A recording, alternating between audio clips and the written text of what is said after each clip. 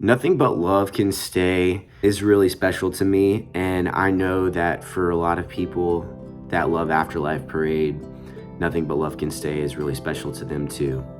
And I really think it's one of the songs I can point to that I've been a part of where it just really came out of the sky. It was just magic, you know?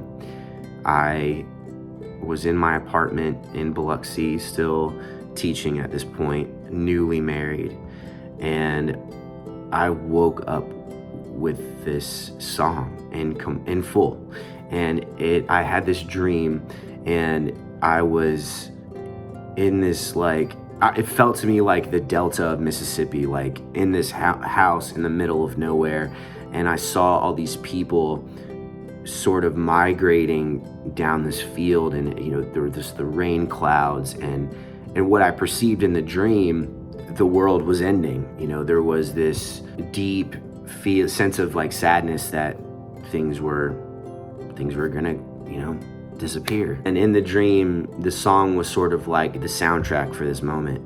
And I think the lyrics are sort of this stew of a Robert Frost poem, Nothing Gold Can Stay, and this scripture that I grew up reading.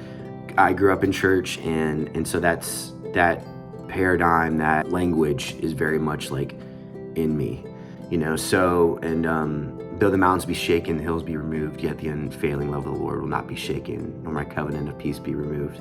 I think it's in Isaiah.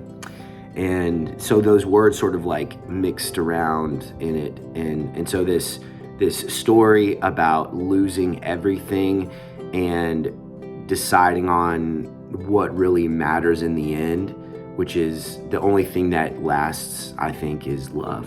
I also believe that Nothing But Love Can Stay was my subconscious reaction to living in post-Katrina Biloxi, Mississippi, and seeing all this devastation happen, and being newly married, and also living in a really dark period of my life. I think all of that sort of culminated into what Nothing But Love Can Stay is. And it's been funny how over the years it's traveled well.